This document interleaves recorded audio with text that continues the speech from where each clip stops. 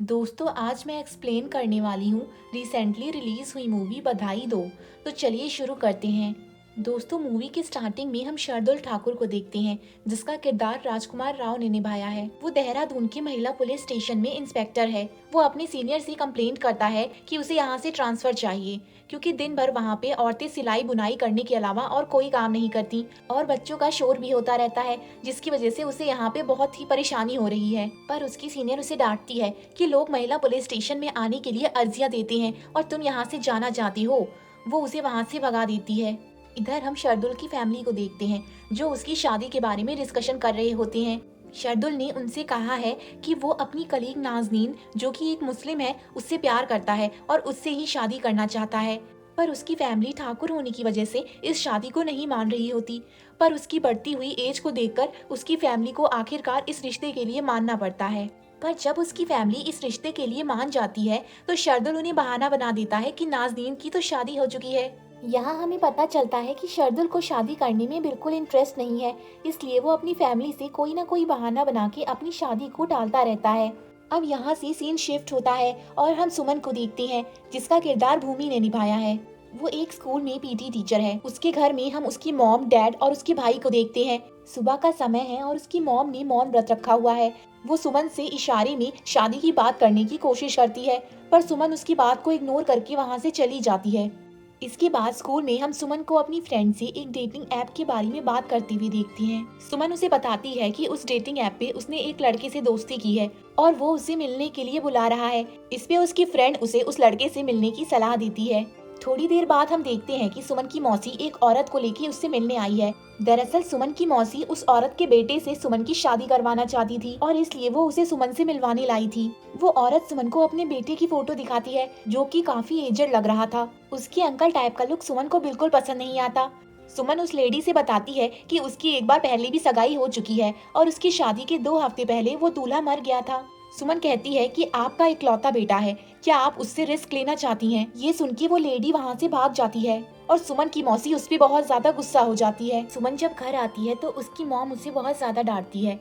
सुमन की मॉम भी उसे शादी के लिए फोर्स कर रही थी पर शार्दुल की ही तरह सुमन को भी शादी में कोई इंटरेस्ट नहीं था। इसके बाद सुमन अपने पापा की जेरोक्स शॉप पे जाती है। वहाँ वो अपने पापा से अपनी मॉम की कंप्लेंट करती है पर सुमन के पापा उसे समझाते हैं कि वो अपनी मॉम की बात को ज्यादा सीरियसली ना ले। यहीं पे सुमन को कोमल नाम की लड़की का कॉल आता है। यहाँ सुमन कुछ फ्लैशबैक्स के बारे में सोचती है जिससे हमें पता चलता है कि वो सुमन की एक्स गर्लफ्रेंड थी। उसकी एक बेटी है जिससे सुमन का काफी ज्यादा अटैचमेंट था। वो सुमन से मिलने के लिए कहती है पर सुमन मना कर देती है और फोन काट देती है। तभी सुमन को उस डेटिंग ऐप वाले लड़के का दोबारा से मैसेज आता है। यहाँ हमें पता चलता है कि वो कोई लड़का नहीं बल्कि लड़की है, यानी सुमन एक लेस्बियन है और वो उस डेटिंग ऐप से एक लड़की को डेट करना चाह रही थी। वो लड़की उसे अगले दिन कैफे में मिलने के लिए बुलाती है।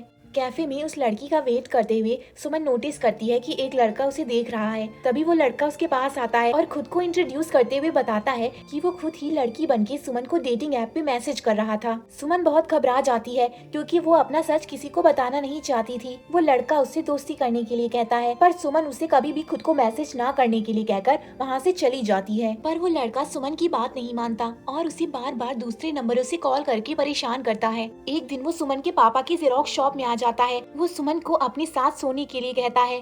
वो उसे धमकी देता है कि अगर उसने उसकी बात नहीं मानी तो वो उसके घर वालों को उसका राज बता देगा। सुमन बहुत ज्यादा घबरा जाती है और अगले दिन वो पुलिस स्टेशन में उसके खिलाफ कंप्लेंट लिखवानी जाती है। वहाँ उसकी मुलाकात शार्दुल से होती है। वो उसकी कंप्लेंट लिख लेता है। शार्दुल उस लड़के को पकड़ लेता है और लड़कियों को परेशान करने के लिए उसे टॉर्चर करता है। वो लड़का शार्दुल से माफी मांगता है और आगे से ऐसा ना करने के लिए कहता है। शार्दुल सुमन से मिलकर उसे बताता है कि उसने उस लड़के को समझा दिया है और आगे से वो उसे तंग नहीं करेगा। अगले कुछ सीन्स में हम देखते हैं कि शार्दुल सुमन का पीछा कर रहा है। सुमन इस बात को नोटिस कर लेती है। वो शार्दुल के पास आती है। वो उससे कहती है कि अगर पुलिस ही लड़कियों को परेशान करने लगेगी तो वो अपनी जान बचाने के लिए किसके पास जाएंगी। इस पे शार्दुल कहता है कि ऐसी बात नहीं है, मैं आपसे कुछ पर्सनल बात करना चाहता था। वो उसे एक पार्क में ले जाता है। वो उससे कहता है कि हम दोनों की ही शादी नहीं हुई है और हम दोनों की कास्ट भी सेम है, क्यों ना हम दोनों शादी कर लें। सुमन कहती है कि मुझे शादी करने में बिल्कुल इंटरेस्ट नहीं है। इसमें शार्दुल उसे कहता है कि मुझे पता है कि आपको लड़कों में इंटरेस्ट नहीं है और उसी तरह से मुझे भी लड़कियों में कोई इंटरेस्ट नहीं है, मैं गे हूँ। हम दोनों की ही एज बहुत ज़्यादा है और हमारी फैमिली भी हमें शादी के लिए बहुत ज़्यादा प्रेशराइज करती है। इसलिए क्यों ना हम दोनों ही शादी कर लें। इस तरह से हम अपनी ज़िंदगी को अपने तरीके से जी सकते हैं। वो उसकी बात मान लेती है और उन दोनों की शादी हो जाती है। दोस्तों, शार्दुल और सुमन दोनों ही अपनी सच्चाई को दुनिया के सामने लाने से डरते थे। इसलिए उन्होंने अपने परिवार और समाज के डर से ये रास्ता चुना। शायद इस तरह वो अपनी जिंदगी को अपने तरीके से जी सकते थे। वो दोनों हनीमून पे जाते हैं। अगले दिन सुमन शार्दुल को अपने साथ घूमने चलने के लिए कहती है, पर शार्दुल उसे बताता है कि वो अपने बॉयफ्रेंड कबीर का वेट कर रहा है। सुमन अकेले ही घूमने चली जाती है। जब वो शाम को शार्दुल से मिलने आती है तो उसे पता चलता है कि शार्दुल ने बहुत ज्यादा पी रखी है, क्योंकि कबीर सुबह से उसका कॉल नहीं उठा रहा। नशे की हालत में वो सुमन को बताता है कि वो बाहर से तो बहुत टफ दिखता है, पर अंदर से उसे हमेशा डर लगा रहता है कि कहीं लोगों को उसके बारे में पता ना लग जाए और लोग उसे बुरी नजर से देखेंगे। अगले दिन कबीर आ जाता है और वो तीनों ही साथ में एंजॉय करते हैं। हनीमून से लौटने के बाद शार्दुल और सुमन अपने नए घर में शिफ्ट हो जाते हैं। एक दिन सुमन की पापा की तबीयत खराब हो जाती है और वो उनका स्टूल टेस्ट करवाने के लिए एक लैब में जाती है। वहाँ उसकी मुलाकात रिमझिम से होती है। वो रिमझिम को पसंद करने लगती है। धीरे धीरे रिमझिम भी उसे पसंद करने लगती है। वो रिमझिम को अपनी और शार्दुल की सारी सच्चाई बता देती है। यहाँ रिमझिम भी उसे बताती है कि जब उसने अपने परिवार को अपने लेस्बियन होने के बारे में बताया तो उन्होंने उसे छोड़ दिया। उसे लगा था कि उसका परिवार उसे समझेगा, पर किसी ने भी उसके जज्बातों को नहीं समझा। आगे हम देखते हैं डीएसपी शार्दुल को पुलिस कॉलोनी में एक क्वार्टर दिलवा देता है। वो दोनों पुलिस कॉलोनी में शिफ्ट हो जाते हैं। शार्दुल नहीं चाहता था कि किसी को भी उन पर शक हो, इसलिए वो सुमन को सावधानी से रहने के लिए कहता है। एक दिन सुमन रात में रिमझिम को अपने घर ले आती है। अगले दिन जब शार्दुल को पता चलता है तो वो उस पे गुस्सा करता है। तभी वहाँ पे डीएसपी की वाइफ आ जाती है। वो रिमझिम को देख लेती है। शार्दुल उससे झूठ बोल देता है कि रिमझिम सुमन की कजन है। सुमन इस बात का फायदा उठाती है और रिमझिम को अपने ही घर में शिफ्ट कर लेती है। अपना सामान रखते वक्त रिमझिम सुमन की अलमारी में पासपोर्ट देखती है। वो सुमन से उस बारे में पूछती है।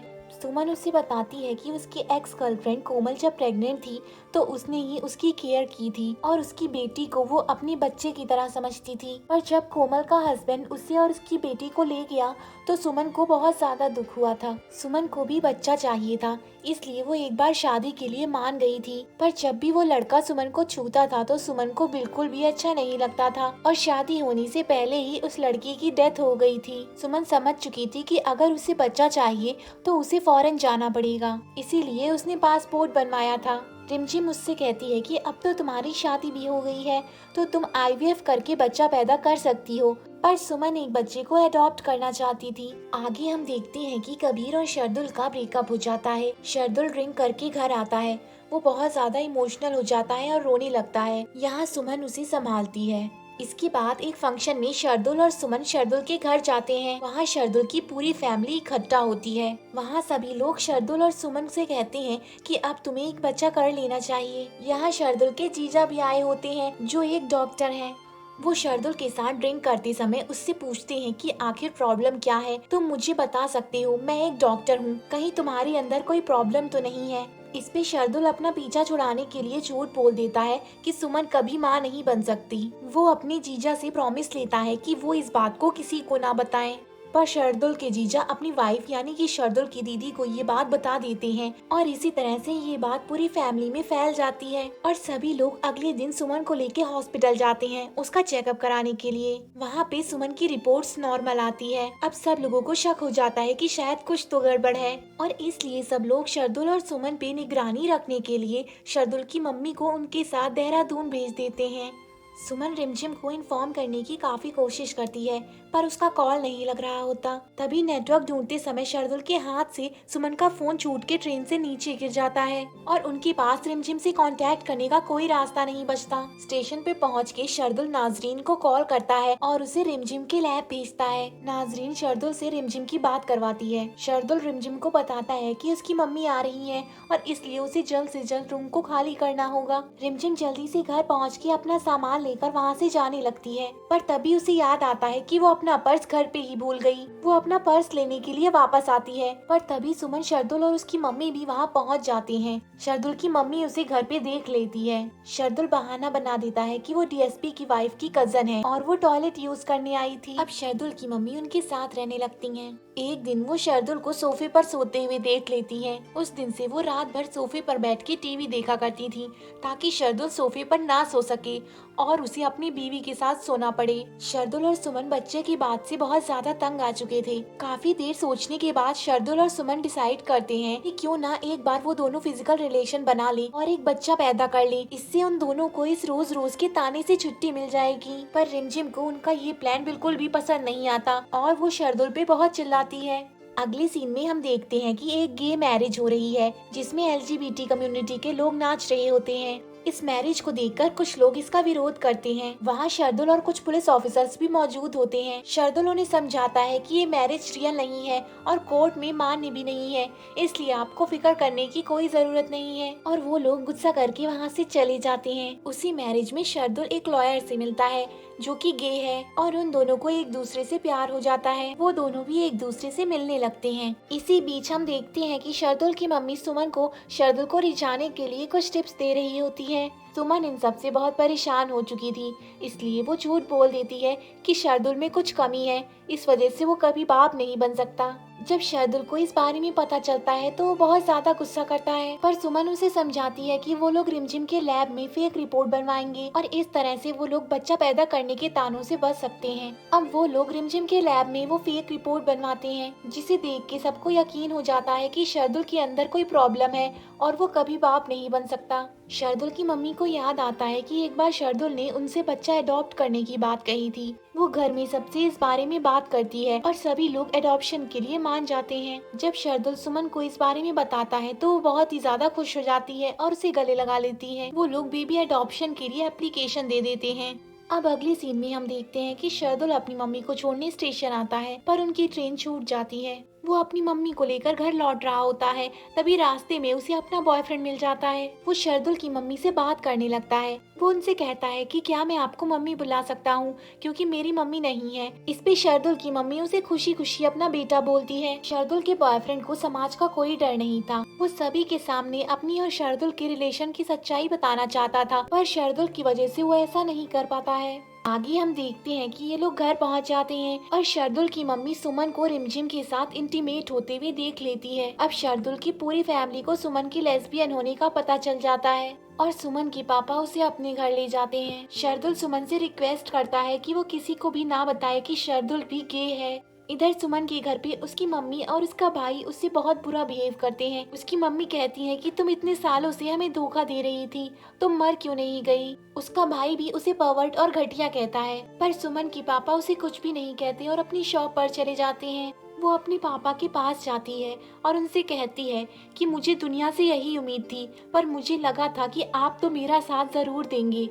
पर उसके पापा कहते हैं कि मेरे घर ही ऐसा क्यों हुआ और रोने लग जाते हैं। इधर हम शार्दुल और उसकी फैमिली को देखते हैं। शार्दुल की फैमिली सुमन को बहुत बुरा भला कह रही होती है। शार्दुल की बहन कहती है कि मुझे तो घिन आती है कि वो हमारे साथ सोती थी। शार्दुल के जीजा कहते हैं कि तुम्हें कभी पता कैसे नहीं चला कि वो लेस्बियन है, इस बीमारी का तो कोई इलाज नहीं है। शार्दुल ये सब सुन के बहुत ज्यादा गुस्सा हो जाता है। वो अपने जीजा से कहता है कि आप डॉक्टर हो के ऐसी बातें कर रही हैं, अगर आप लोगों को सुमन से घिन आती है तो मुझसे भी आनी चाहिए। वो कहता है कि मेरा इतना बड़ा परिवार होने के बावजूद मैंने हमेशा खुद को अकेला ही फील किया और किसी से अपनी सच्चाई नहीं बता पाया। वो सबके सामने कन्फेस कर लेता है कि वो भी गे है और वहाँ से चला जाता है। वो रोते हुए सुमन को बताता है कि उसने सबको सच बता दिया है। शार्दुल की मम्मी उसके पास आती हैं और उसे गले लगा लेती हैं। वो अपनी मम्मी के गले लगकर बहुत रोता है। अगली सीन में हम एलजीबीटी कम्युनिटी की एक रैली निकलते हुए देखते हैं। उसमें सुमन, रिमझिम और शार्दुल का बॉयफ्रेंड भी डांस कर रहा होता है। शार्दुल और कुछ पुलिस ऑफिसर्स भी वहाँ मौजूद होते हैं। शार्दुल का बॉयफ्रेंड उसे उस रैली को ज्वाइन करने के लिए बुलाता है।